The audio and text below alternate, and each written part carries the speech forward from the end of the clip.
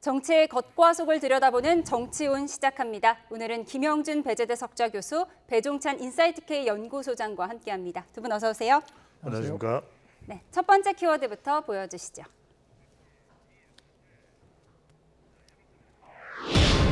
거짓말 돌려막기. 첫 번째 키워드는 거짓말 돌려막기입니다. 이재명 대표의 이른바 위증교사 의혹 재판 종결을 앞두고 추경호 원내대표가 이 대표를 향해서 거짓말 돌려막기를 하고 있다면서 정의가 살아있다는 걸 사법부가 보여주길 기대한다고 밝혔는데요. 민주당에서는 검찰의 주장이 악마의 편집이라며 비판 수위를 높였습니다. 여야 목소리 먼저 듣고 오시죠. 이재명 대표는 과거 벌금형을 받았던 검사 사칭 사건에 대한 질문에 내가 사칭한 게 아니고 PD가 사칭하는데 그걸 도와줬다는 누명을 썼다는 취지로 대답했습니다. 당연히 거짓말이었습니다. 이재명 대표의 공직선거법 위반 혐의와 위증교사 혐의, 그 본질은 거짓말과 거짓말의 연속입니다. 이재명 대표는 한마디로 거짓말 돌려막기를 하고 있는 것입니다. 검찰이 제시한 위증교사 근거 발언 자체가 창작과 편집, 조작의 산물입니다. 정치검사들의 진짜 전공이 법학이 아니라 판타지 소설이라는 것을 이번에 알았습니다. 못 먹는 감 찔러나 보자고 이번에도 법정 최고형을 구형한다면 검찰과 해당 검사에게 대대손손 기록돼서 감이 아닌 양심만 찔리게 될 것입니다. 네, 조금 전인 2시 15분부터 이재명 대표에 대한 결심 공판이 시작됐고요. 곧 검찰이 구형할 것으로 보이는데요. 교수님께서는 구형량 어느 정도로 예측하세요? 뭐 법조 전문가가 아니기 때문에 다만 이제 두 논쟁을 이렇게 들어보니까 지금 이제 이재명 대표에게 굉장히 불리한 게 하나 있어요. 그거는 뭐냐면 이제 유창훈 부장판사가 네. 지난 영장실질 심사를 할 때 어떤 표현을 썼냐면 위증교사와 관련돼서는 소명되는 것으로 보인다 그랬거든요. 소명은 되지만 영장은 기각한다. 네, 기각한다라고 했기 때문에 이게 굉장히 중요한 함의를 갖고 있어요. 딴 것도 아니고 판사가 이렇게 얘기를 했는데 여기에 뭐 지금 뭐 김민석 최고위원은 뭐 판타지다, 소설이다, 악마의 편집이다 등등 얘기를 하고 있는데요. 구형이야 뭐 검찰이 어떤 구형을 내릴지는 모르겠지만은 하여튼 이 부분에 있어서는 상당히 불리한 점이 있는 거는 맞는 것 같아요. 특히 이제 이 위증교사에는 양형 기준이 중에서 벌금형이 없습니다. 그만큼 선거법에는 이제 벌금형이 있는데 양형 기준에는 그만큼 이제 위증교사가 선거보다 더 중하고 가장 큰 거는 벌금형이 있기는 한데 이제 100만 원이냐 아니냐가 상관없이 피선거권이 박탈되지는 않는다는 점 아닐까요? 아니에요. 그만큼 이제 과하게 위증에 관련된 부분에 있어서는 위증 교사와 관련된 부분 속에서는 엄하게 다스린다. 왜 그러냐 이거는 사법 방해에 대한 것이 해당되는 거기 때문에 그래서 아마 이제 검찰로서는 지난번 구형에서는 물론 다른 사항이지만은 허위사실 유포로 2년형을 구형을 했어요. 그거에 비해서 훨씬 더 중하다고 생각한다고 한다면 2년보다 더 많은 형으로 구형할 수밖에 없지 않는가. 네. 그렇게 저는 조심스럽게 좀 예상해 봅니다. 네, 열흘 전에 공직선거법 위반 재판의 결심 공판에서는 2년, 징역 2년을 구형한 바 있는데요. 오늘은 어떤 구형량 예측하세요? 그렇죠. 이제 우리가 일단 우선 볼 수 있는 것은 검찰이 최고 구형을 하고 있다. 네. 그렇게 본다면은 일단 오늘은 이 위정교사 관련해서는 3에서 한 5년형이 구형될 가능성이 높다 이렇게 봐야 될 것 같고요. 대체로 이제 검찰 출신의 법조 전문가들한테 검찰의 입장에서 본다면 오늘은 재판이 아니라 이제 검찰의 구형입니다. 네. 검찰의 구형만 놓고 보면은 그 정도로 본다라고 이제 대체로 취재가 가능했습니다. 근데 그런 이유는 뭐냐면 첫 번째로는 이제 1심 선고를 앞두고 있는 구형입니다. 그렇기 때문에 최고형을 해놔야 그 다음부터 1심의 재판 선고, 그 다음에 2심, 그리고 이제 3심으로 갈 수 있는 것이고 또 하나 이제 오늘 내리게 되는 검찰 구형의 기준이 될 수 있는 게 직전 지난 20일에 바로 공직선거법 위반 혐의에 대한 검찰의 구형일 거예요. 네. 그것도 그 관련법에 대한 최고형인 2년을 구형을 했거든요. 그렇다면 지금도 위정교사와 관련돼서 최고형은 5년입니다. 5년이기 때문에 근데 이제 5년은 위정교사 관련해서는 아주 중형이에요. 네. 그래서 이제 보통의 경우에는 검찰이 1심 선고를 앞둔 구형에서도 3년일 가능성이 있는데 지난번에 사료를 볼 때는 최고 구형을 하더라. 그런 점에서는 3에서 많게는 5년까지 구형이 나올 것으로 보입니다. 네. 지난 20일 열흘 전에 있었던 공직선거법상 허위사실 유포 재판과 오늘의 위증교사 혐의 재판, 시청자 여러분께서 헷갈리실 수 있을 것 같아서요. 저희가 그래픽으로 한번 정리해드리도록 하겠습니다.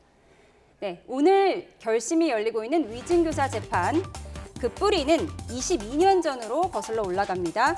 이 대표는 지난 2002년 특혜 분양 사건을 취재하던 KBS PD와 공모해서 검사를 사칭했고요. 당시 김병량 성남시장 측과 통화한 혐의로 벌금 150만 원을 확정받았습니다. 그런데 2018년 경기도지사 후보 토론회에서 유죄가 이미 확정된 이 사건에 대해서 나는 누명을 썼다 이렇게 표현을 했고 이 때문에 허위사실 공표 혐의로 기소가 됐습니다. 이 혐의에 대해서는 2020년 대법원에서 무죄 판결을 받긴 했는데요. 당시 이 재판에 들어갔던 증인, 고 김병량 시장의 비서 김진성 씨에게 이 대표가 거짓 증언을 시킨 혐의에 대해서 오늘 검찰이 구형을 하게 되는 겁니다. 위증교사 혐의는 그 위증 내용이 재판 결과에 영향을 주는 등 가중 요소가 있다면 징역 3년까지 선고가 가능합니다. 열흘 전인 지난 20일에도 이 대표의 결심 공판이 있었는데요. 이 부분이 시청자 여러분께서 헷갈리실 수 있을 것 같습니다. 당시 재판은요, 대장동 개발 사업의 핵심 인물인 고 김문기 처장을 몰랐다. 또 국토부 협박을 받아서 백현동 아파트 용지 변경을 승인해줬다. 이 두 가지 발언이 거짓말이었다는 혐의로 검찰은 징역 2년을 구형했고 1심 선고는 11월 15일로 예정돼 있습니다. 두 재판 형량에 따른 영향이 조금 다릅니다. 공직선거법 위반 혐의 재판의 경우 벌금 100만 원 이상이 확정되면 다음 대선에 출마할 수 없고요. 오늘 결심이 진행되는 위증교사 혐의는 집행유예를 포함해 금고 이상형이 확정되면 피선거권을 잃게 되는 겁니다. 이런 차이가 있는데요. 이제 올해 안에 이 위증교사와 공직선거법 재판, 이 두 개 재판의 1심 선고가 가능할 수도 있는 상황인데요. 1심 선고 앞에 앞으로 전국 방향을 좀 예측을 해봐야 할 것 같습니다. 당장 10월 16일에 재보궐선거도 있잖아요. 그렇죠. 뭐 구형보다는 이제 최종적인 선고가 어떻게 나오느냐에 따라서 달라지겠죠. 근데 통상적으로 이제 결심 공판이 있으면 이 부분 교사 문제와 관련돼서는 뭐 한 달 내에 만약에 최종적인 선고가 있다고 한다면 10월에도 이제 결과가 나올 수 있는 거라고 네. 보고요. 아마 이제 10월 16일 날 그 재보궐선거가 있기 때문에 재판부도 그 부분에 대해서 생각을 한다고 한다면 10월 말 또는 11월에는 유증교사와 관련된 그 최종 선고가 나오지 1심 선고가 나오지 않을까 생각을 좀 하게 되는 거고요. 다만 이제 공직선거법 위반에 대한 허위사실 유포는 11월 15일 날 이제 아마 선고가 있을 거라도 꼭 지켜지는 건 아니에요. 네, 미뤄질 어떤 수도 미뤄질 있죠. 수도 있고요.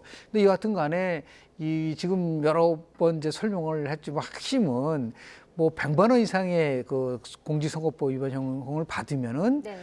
5년간 피선거권이 박탈될 뿐만 아니라 다음 대통령 선거에 나오지도 못하고 민주당한테 400억 원 이상의 이 돈을 선거 보조금을 반납해야 되는 부분이 있는 거고요. 그 위증교사 같은 경우는 뭐 정말 금고형 이상을 받게 되면 의원직도 상실하고 대선 출마가 불가하다고 한다면 이재명 1급 체제에 있어서의 큰 혼돈이 올 수밖에 없는 거죠. 그동안은 이제 모든 것은 이재명 대표에서 오죽하면 뭐 이재명의 민주당이라 할 정도로 네. 의회 권력을 전부 다 이 마음대로 비판은 이 방탄하고 있는 것이 아니냐라는 비판을 받을 정도로 거기에 다 집중돼 있었는데 뭐 최종적으로 뭐 이재명 대표에게 의원직 상실이나 대선 출마 불가피가 나온다고 한다면 그거는 뭐 여당에서는 대변혁이 올 수밖에 없는 부분이 네. 있기 때문에 뭐 더 나가서 뭐 친문이라든지 아니면 비명 쪽에서 플랜 B를 얘기를 할 수밖에 없는 상황이고 이것에 대해서 결국은 커다란 변곡점이 될 수밖에 없다. 향후 전국 상황과 관련돼서 네. 이것이 이제 앞으로 더욱더 연말까지 치열하게 선거는 최종 선거는 안 나왔는데 1심 선고만 가지고도 얼마든지 흔들릴 수도 있는 네. 이재명 1급 체제가 흔들릴 수 있는 폭발력을 갖고 있는 상황이라고 봅니다. 폭발력을 갖고 있는 사안이라고 말씀하셨는데 앞서 저희가 인터뷰 전해드렸지만 김민석 최고위원은 검찰의 판타지 소설이라고 지금 설명을 하고 있거든요. 앞으로 이제 1심 선고 결과가 이재명 리더십에 어떤 영향을 줄 것인가 어떻게 예측하세요? 당 내에서는 크게 안 변할 수도 있습니다. 1심이기 때문에. 그렇죠. 하지만 예. 이제 1심 선고 내용이 둘 중에서 하나 공직선거법과 위정교사 중에서 의원직 상실형이 나오는 경우에 그런 경우에는 이제 대선 구도에 영향을 받을 수가 있겠죠. 왜? 의원직이 상실되면서 피선거권이 박탈이 됩니다. 그럼 이제 다음 대선에 이제 나오지 못한다는 것이 되는 것이죠. 그러면 대선에 나오지 못하는 이재명 대표, 당 내부적으로는 이제 30까지 대부분 선거까지 내려져야 되기 때문에 더 단단하게 뭉쳐야 된다는 이야기가 나올 수 있습니다만 이게 이제 여론입니다. 호남 여론, 그다음에 40대 화이트 칼라 여론은 그렇게 당 내의 환경처럼 작동하지 않거든요. 그러니까 이제 그런 상황에서 이재명 대표의 영향력이라는 것이 당 내는 몰라도 당 바깥으로 이른바 호남 여론도 그렇고 40대 화이트 칼라, 즉 지지율이 되겠죠.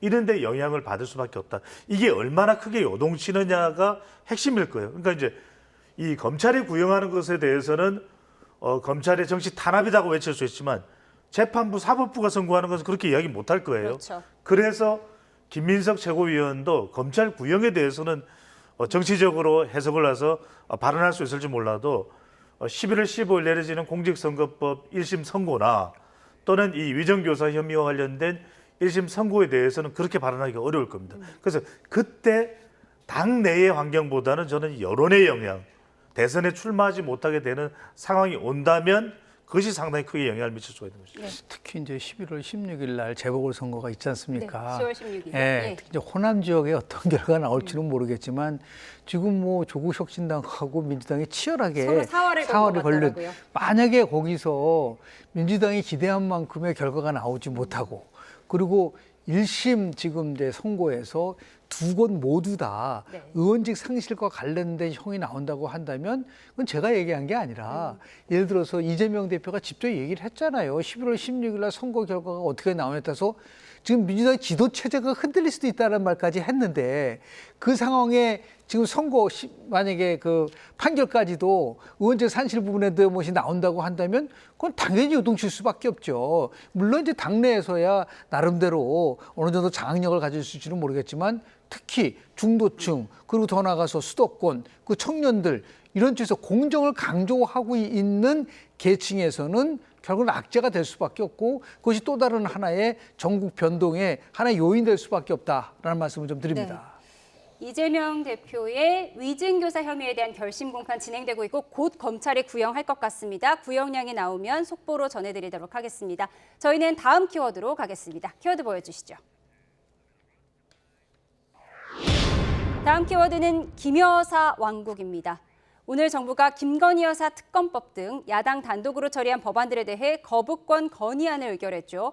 윤 대통령의 거부권 결단이 임박한 가운데 여야 반응은 극명하게 엇갈렸습니다. 민주당에서는 김건희 여사 왕국이란 목소리까지 나왔는데요. 직접 들어보겠습니다. 그 어떤 말로 포장을 해도 특검 거부의 본질은 수사 방해입니다. 하루가 멀다 하고 김건희 여사가 주가 조작 의혹에 깊숙이 개입했다는 정황과 증거들이 쏟아지고 있고 자고 나면 공천 개입을 뒷받침하는 보도가 나오고 있는데 언제까지 특검을 거부하면서 수사를 방해할 생각입니까? 즉시 특검을 수용하십시오. 그래야 국민께서 대한민국이 김건희 왕국이라는 의심을 거두지 않겠습니다. 만약에 8명 이상의 찬성표가 나온다고 한번 보십시오. 그때는 뭐냐? 김건희 여사 악마 프레임에 우리 당이 동조한 겁니다. 그렇죠? 그럼 우리 스스로 탄핵의 문을 여는 거예요. 그럼 한번 보십시오. 과거에 박근혜 대통령 탄핵 그게 필요하다고 보셨습니까? 아니죠. 지금 우리가 이 탄핵 잘못했다라고 다 그렇게 생각을 합니다. 무모한 탄핵이라고 생각을 합니다. 그래서 결국 만약에 8명 이상의 이탈표가 나오면요. 우리가 탄핵의 문을 우리 스스로 여는 거고요. 네, 윤 대통령은 헌법에 따라 다음 달 4일까지 거부권을 행사할 수 있는 상태입니다. 이제 24번째 거부권 수순인데 정말 도돌이표처럼 돌아가고 있잖아요. 이 거부권 정국 국민들이 너무 피로할 것 같아요. 어떻게 그렇습니다. 보셨습니까? 부담이 됩니다. 부담이 되고 어떻게든 해소하는 것이 필요합니다. 그런 점에서는 저는 첫 번째로는 대통령이 지금 여소야대 정부에서 유일하게 행사할 수밖에 없는 것이 이제 거부권 1순위는 있습니다. 하지만 두 번째로는 그렇다면 거부권에 대한 대통령의 정치 대응이 필요합니다. 왜 이것을 그렇게 할 수밖에 없는지. 하지만 또 국정 운영을 또 민생 해결을 필요로 하는 국민들의 목소리가 분명히 있습니다. 그러면 어떻게 민생 현안들 또 최혜병 특검법 그리고 김건희 여사와 관련된 부분을 어떻게 해결할지에 대한 또 정부의 안도 나와야 됩니다. 네. 야당의 공세라고만 할 수는 없거든요. 왜 그러냐면 분명히 이 야당의 주장이 전적으로 수용할 수 있거나 옳다고 판단할 수 있는 건 아니더라도 분명히 지지율에 미치는 영향은 있지 않습니까? 최혜병 특검법도 그렇고 김건희 여사와 관련된 부분도 있습니다. 그러니까 그 부분은 굉장히 팩트 중심으로 판단을 해서 적어도 그 부분은 해소를 해야 되는 것이 맞는 것이고 그렇지 않다면 너무나 오래 지속됩니다. 우리 YTN의 지금 프로그램에 나와서 계속해서 같은 이야기를 또 네. 반복한다면 대통령의 임기가 아직도 절반이나 남아 있습니다. 그래서 저는 국정 동력, 이른바 4+1의 개혁까지, 의료 개혁까지 포함해서 중요합니다. 이걸 관철시키기 위해서라도 저는 거부권은 행사하되 그것을 대체할 수 있을 만한 국정 대응은 반드시 필요할 것으로 보입니다. 그럼 24번째 거부권을 행사하면 대통령 지지율에는 어떤 영향을 줄 걸로 보세요? 그래서 이제 워낙 내려가 있는 상태라서 더 지지율을 누르게 만드는, 내려가게 만드는 요인은 아닐지라도 올라와야 되는 것이죠. 그러니까 올라와야 될 지지율을 못 올라오게 하는 그런 걸림돌이 될 수 있기 때문에 어떤 식으로든 부담이 되는 부분들은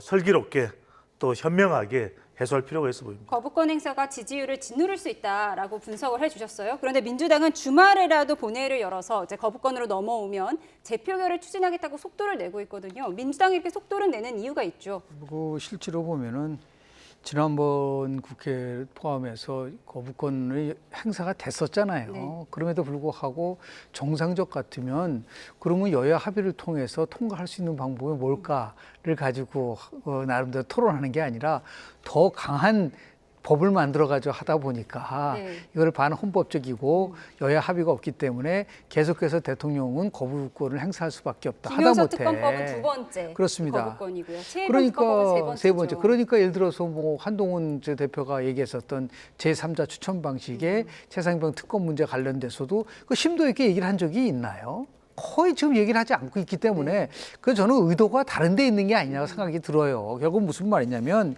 결국은 기승전 김건희 아닙니까? 네. 그러니까 모든 것을 김건희 악마와 김건희 프레임을 통해 가지고서 대통령의 탄핵과 관련된 것을 빌드업 시키려는 것이 아니냐라고 하는 의심을 받을 수밖에 없는 거죠. 진지하게 이 모든 것을 거부권을 행사하고 있는 나름대로 지금 대통령이 문제다란 말만 계속해서 반복적으로 얘기를 하고 있지만 정말 냉정하게 본다면 김건희 왕국이라는 표현을 썼어요.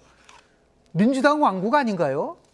의회가 민주당 왕국에서 모든 것을 폭정을 하고 있는 상황 속에서 뭔가 정말 돌파구를 찾자는 것이 어느 한쪽의 일방적 양보 가지고 되는 건가요? 대화와 타협을 통해서 이 문제를 풀겠다는 것을 보여줘야 되는데 오히려 그게 목적이 아니라 결국은 김건희 프레임을 통해 가지고서 전국 주도를 잡고 이재명 대표의 사법 리스크를 완화하려고 하는 것이 아니라고 하는 의심을 받을 수밖에 없게끔 도돌이 표식으로 계속 반복되는 부분 속에서 이게 어디가 옳고 어디가 틀리다가 얘기할 수가 있을 것인가. 그러니까 국민들은 정말 피곤하죠. 이러면서 하다못해 자, 김건희 여사 특별법이라든지 최상병 특검이라든지 뭐 25만 원 뭐 전 국민 지원이라든지 하면서 민생과 관련된 법에 대해서는 강도 높게 지금 추진하고 있나요? 안 하고 있지 않습니까? 금투세법 포함해가지고 반도체 특별법이라든지 이런 것에 대한 거는 전혀 언급하지 않으면서 이런 식으로 민감한 정치 현안만 가지고서 민주당이 계속해서 폭조. 지금 지지율 얘기를 하고 있지만 대통령 지지율은 20%대에서 고착화돼 있어요. 한국갤럽이 지난 4월 3일서부터 9월 4주까지 지지율 총 그래픽 보여주시죠. 17차례를 조사를 했는데 윤석열 대통령은 단 한 번도 20%대에서 머물러 있지 30%대로 올라가지는 못했단 말이에요. 이 말은 결국은 완전히 고착화됐다는 얘기를 하는 것이고 이것은 엄밀하게 따지면 보통 역대 정부에서는 임기 말에 나타난 현상이 임기 반환점도 돌지 않고 있는 상황 속에서 나왔기 때문에 굉장히 위험한 시그널이라는 거죠. 그런데 이런 모든 것이 뭐 예를 들어서 지금 뭐 김건희 여사 문제와 관련된 건 최상병과 관련돼 가지고서 이게 마무리된 지지율이 떨어진 게 아니라 정말 정부도 그동안 정부가 얘기했었던 가치라든지 아니면 민생과 관련 거라든지 체감할 수 있는 민생 정책이 과연 있느냐. 이런 것들이 서로 없는 상태에서 공방만 있다 보니까 제가 볼 때는 지지율을 30%로 끌어올리는 데 있어서는 분명한 한계를 가질 수밖에 없다. 지금 한국갤럽의 여론조사 결과 보여드리고 있고요. 오늘 나온 리얼미터 조사 결과도 보도록 하겠습니다. 그래픽을 좀 바꿔서 보여주시죠. 네, 국정조사 결과가 나왔으니까요. 운영평가가 지금 국민의힘과 대통령의 동반 최저치를 기록하고 있습니다. 그렇습니다. 리얼미터 조사 결과 이 화면을 좀 계속 보여주시면 좋을 것이 지지난주에 27%였던 것이 이제 추석 명절을 지나면서는 리얼미터 조사에서는 30.3%로 올라갔거든요. 네. 근데 왜 다시 떨어졌을까요? 위기감에 따른 반등이다. 또 이재명 대표의 공직선거법 검찰 구형에 따른 정치적 반사이익이다. 그래서 뭉쳤다, 결집을 했다, 보수층들이 그런 이야기를 했습니다만 또 하락을 하거든요. 결국 뭐냐면 방금 전에 김영준 교수님 말씀 맞습니다. 그래서 이 거부권을 행사하고 계속해서 특검을 위법적 사항이 있음에도 계속해서 왜 통과를 시키느냐는 것에 대해서 이른바 다수당의 이 포커다 이렇게 이제 국민의힘에서는 주장을 하고 그 주장에 솔깃할 수 있는 지지층들도 있을 겁니다. 네. 하지만 정당 지지율 결과도 그래픽을 한번 보여주시죠. 그렇습니다. 바로 보시는 게 좋겠죠. 네. 보시면은 지금 정당 지지율 어느 정당을 지지하는지 물어봤더니 리얼미터에서는 더 큰 차이가 벌어졌습니다. 네. 민주당은 민주당은 43.2%고 29.9%가 이제 국민의힘이거든요.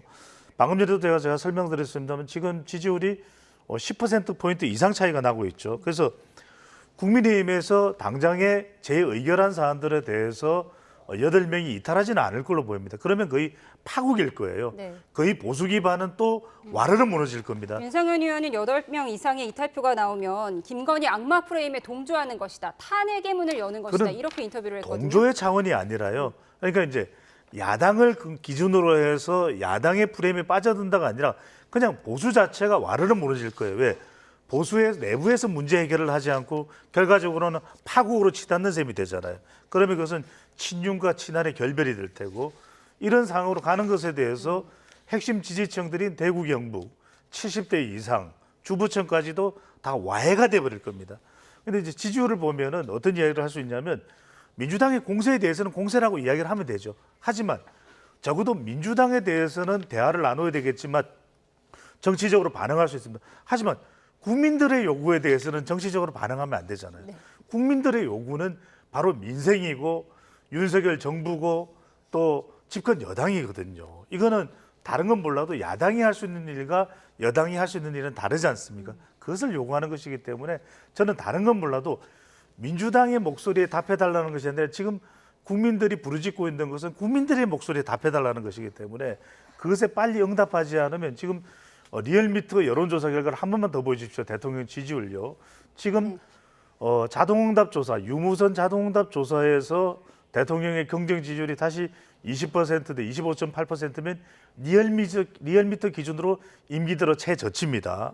그리고 지금 정당 지지율까지도 20%대가 되는 상황이면 저는 이것에 대해서는 심각한 위기 신호로 감지해야 된다. 대통령실도 그렇고 국민의힘도 그렇고 저는 빨리 어떻게 하면 지지율을 반등시킬 수 있는가. 만약에 윤석열 대통령과 한동훈 대표의 독대가 이루어진다면 그것은 독대라는 것을 떠나서 지지율 독대라 해야 됩니다. 지지율이라면 지금 빨리 독대가 아니라 이미 10번 정도는 독대를 했었어야 되는 상황이거든요. 독대라면 지지율이 올라갈까요? 동반 그렇기 때문에 올라갈까요? 답을 내야죠. 네. 형식이 중요한 것이 아니라 얼마나 이것이 위기다라는 것. 그냥 위기가 아니라 위기다 하는 것을 감지해내야 되는 거죠. 감지해야 할 텐데요. 여론조사 관련돼서 조금 조심해야 될 부분들이 있어요. 뭐냐면 지금 이제 리얼미터 조사에서 민주당의 지지가 5% 이상 올라가고 국민의힘이 4% 떨어지면서 무려 격차가 13.3%라고 지금 이제 나왔단 말이에요. 네. 그런데 실은 조사 시점을 보면은 그 리얼미터 조사한 거가 26, 27일이에요. 그러나 지금 MBS라고 하는 4대 여론조사에서 발표한 거 23에서 25일까지는 오히려 지금 민주당 지지는 26%밖에 안 됩니다. 네. 그러면 거의 2, 3일 차이가 있는데 어떻게 해서 한쪽은 43점인데 하나 28%인가. 한국갤럽이 지난주에 한 거는 24, 26일이에요. 그러면 26, 27 하루 이틀 사이인데 한국갤럽에서도 보면은 민주당 지지가 32고 그리고 국민의힘은 31%예요. 1%밖에 안 나는데 어떻게 저렇게 13.3%라고는 엄청난 차이가 나누고 있는 거. 어느 쪽을 바라고. 이거는 오히려 당연히 현재의 국민의힘을 포함해서 대통령 국정의 지도가 이렇게 낮은 것에 대해서는 위험한 시그널도 맞지만 네. 민주당이 저 정당 지대에 도취돼 가지고 계속해서 압박하고 더 이상 민생을 외면하게 되면요. 저 정당 지지도보다는 다른 쪽에서 있는 전화 면접 조사에서는 MBS라든지 한국갤럽 조사에서의 정당 지도가 왜 국힘을 압도하지 못하고 있느냐에 대해서도 반성해야 된다. 네. 이래서 서로 어느 한쪽이 결국은 선이고 악이다가 아니라 이 상황 속에서는 서로가 조금 한 발짝씩 양보를 해가지고 문제를 풀어갈 수 있는 지혜가 절대적으로 필요하지 않을까 생각을 좀 하게 됩니다. 네, 여론조사 기관과 기간에 의해서 조금씩 다를 수 있다는 점 말씀드리고요. 저희는 마지막 키워드로 가겠습니다. 키워드 보여주시죠. 다음 키워드는 저주의 구판입니다. 사흘 전이었죠. 지난 27일 국회의원회관에서 민주당 강득구 의원 주선으로 탄핵의 밤 행사가 열린 뒤 여진이 이어지고 있습니다. 여당에서는 탄핵이라는 저주의 구판을 거두라는 비판의 목소리가 나왔고요. 박수현 민주당 의원은 국정기조를 바꿔야 한다 이렇게 맞섰습니다. 여야 목소리 듣고 오시죠. 적은 여러 가지 지금 정치 상황에서 자신들이 주도해서 앞으로 탄핵을 이끌어보자라는 생각이 있을 겁니다만은 궁극적으로는 이재명 대표가 맞닥뜨리고 있는 이 사법적인 문제를 어떻게 해서든 국민의 시각을 돌리고 또 조금이라도 늦춰보고자 하는 그런 목적이 크다고 판단하고 있습니다. 이 탄핵이라는 저주의 구판을 걷어치우지 않으면 우리나라의 정치가 제대로 갈 수가 없습니다. 그게 왜 비판받을 일인가 저는 동의하지 않고요. 왜 탄핵이라는 말을 키우자도 못하게 합니까?